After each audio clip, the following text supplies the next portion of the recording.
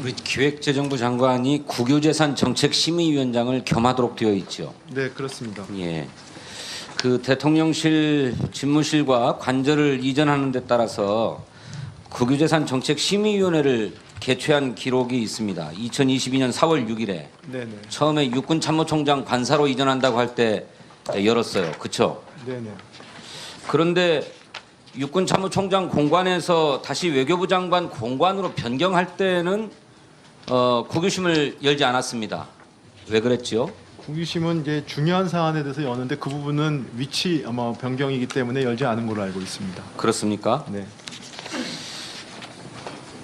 위치 변경에 불과하기 때문에 안 연 건가요? 네, 중요한 사안이 아니라서 그 위원회를 열 만큼의 중요한 사안이 아니기 때문에 열지 않았다고 저는 알고 있습니다. 그래요. 네.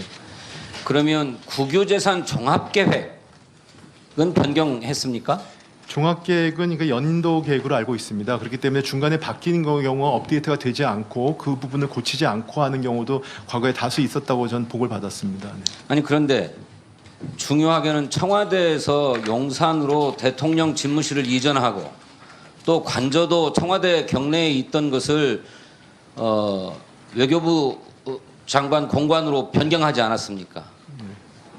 그 앞으로 상당 기간 동안은 그 위치에서 대통령이 집무도 보고 또 주거도 하게 될 텐데 그거는 국유재산 종합계획을 변경했어야 될 일 아닙니까? 왜냐하면 그러한 변경 자체가 중요하다고 보아서 앞서 국유심을 개최하지 않았습니까? 일단은 지금 말씀 주신 거에서 국유재산 종합계획은 국유재산 총계 변동이 없는 개별 행정재산의 어떤 사용 승인 부분이기 때문에 이 부분은 이 종합계획에 포함된 사항으로 꼭 보기는 어렵다고 저희 생각하고 있습니다. 총계의 변화가 없어서요? 네네. 총계의 변화가 없는데 왜 육군참모총장 공관으로 이전할 때는 국유심을 열었습니까? 그거는 국유재산 종합계획을 바꾸는 것이 아니고 네. 국유재산 정책심의위원회를 개최하는 거니까 다른 얘기입니다.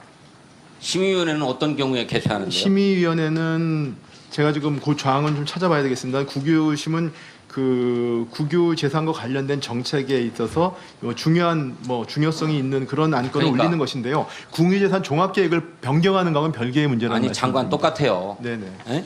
국유재산법 26조 1항에 따르면은 네.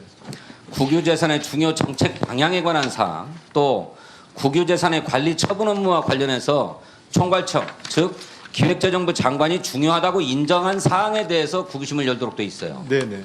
이후 규정에 따라서 장관이 중요하다고 인정할 만한 사안이어서 국유심 열었다고요. 네. 그런데 국유재산법 제9조 사항에 따르면 국유재산 종합계획은 이런 경우를 포함해야 된다라고 규정하고 있는데 그게 5번째 이런 게 있어요. 국유재산의 관리 처분에 관한 중요한 사항. 국유재산의 관리 처분에 관한 중요한 사항이라고 장관이 인정해서 기획부 장관이 인정해서 국유심을 열었는데 그 똑같이 중요한 사항이라고 했던 대통령 관저와 집무실 이전 문제가 국유재산 종합계획에는 들어가지 않았다 이 말이에요. 서로 모순적인 거 아닙니까? 그건 제가 다시 한번 여기 이걸 꼼꼼하게 살펴봐서, 했더라면 말씀드리겠습니다. 저는 대통령 집무실 이전이나 관저 이전 문제와 관련된 감사원의 감사 결과 지적사항들 이런 거 발생하지 않았을 수도 있었다고 생각합니다. 그런데 조금 전에 우리 정일영 의원님께서도 지적을 하셨습니다만 그 대통령 집무실 이전 또 관저 이전을 총괄했던 사람이 청와대의 김오진 관리비서관이었어요. 근데 감사원 감사 결과 보고 받아보셨습니까? 그 감사원 감사 결과에 따르면은 이 사람은 총괄 책임자의 역할을 해태하거나 제대로 수행하지 않았고 그 때문에 관저와 같은 주요 국가시설 공사에 자격이 없는 업체가 참여하거나 법령에 따른 준공 처리 및 시공업체의 사후 책임 소재 확인 등의 지장을 초래할 우려가 발생하게 된 주요 원인이 되었다 이렇게 규정하고 있어요. 근데 이 사람에 대해서 당연히 국가공무원법 56조에 위배되어서 징계해야 되지만 이미 퇴직했기 때문에 그 내용을 통보하니까 인사자료에 활용해라. 이게 감사원 감사의 결과입니다.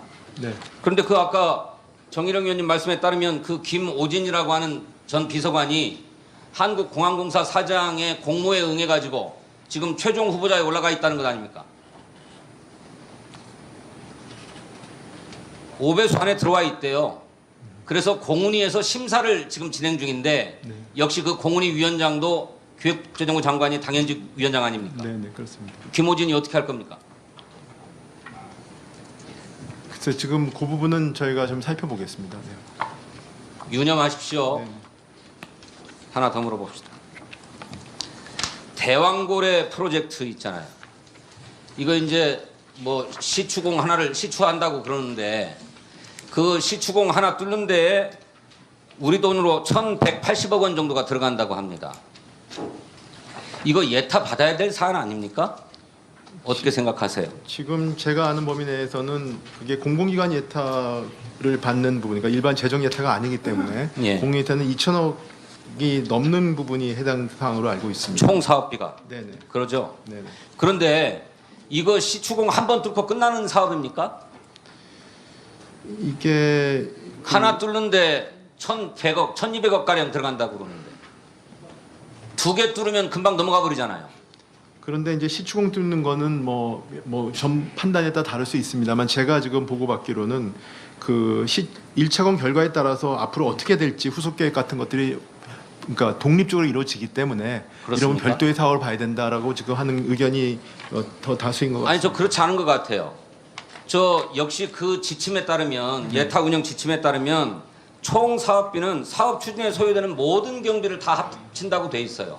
특히 이렇게 자원 사업의 경우는 그 결과를 예측할 수가 없기 때문에 자원 탐사 또는 자원 개발에 소요되는 모든 경비로서 시추전 탐사 비용, 시추 비용, 사업 개발비, 기타 비용 등으로 구성된다고 그 총 사업비 관리 지침에 규정하고 있습니다. 그러니까 하나 뚫어서 가능성이 있으면 본격적인 개발에 들어갈 거 아니겠어요? 네. 그러면 그 개발에 들어가는 비용들까지 다 합쳐서 총 사업비가 얼마인지를 판단해 가지고 예타를 받아야 되는 거죠. 설사 요번에 하나 뚫어서 안 나왔다 가능성이 없다 그러면 2차 시공 안 합니까? 20%라고 해서 적어도 5번은 뚫어야 된다는 게 산자부의 얘기였거든요. 네. 저는 예타 받아야 될 사안 같아요. 일단 과거에도 시추 항공을 별도 사업을 구분해 예타 여부를 판단한 적이 있고 지금 말씀하신 대로 일단 1차 그걸 하고 나서 그 뒤에 것은 아마 이제 좀 더 판단을 해서 저희가 좀 판단해야 될 사항인 것 같습니다. 기획재정부가 내놓고 있는 예타 지침을 위반한 것이다. 저는 그렇게 생각해요. 한두 톤도 아니고 저는 예타 받는 게 옳다고 생각합니다. 기재부 장관이 네. 한국석유공사에게 예타 받아라 이렇게 요구해야 된다고 생각합니다. 그렇게 검토해 주십시오. 예, 수고하셨습니다.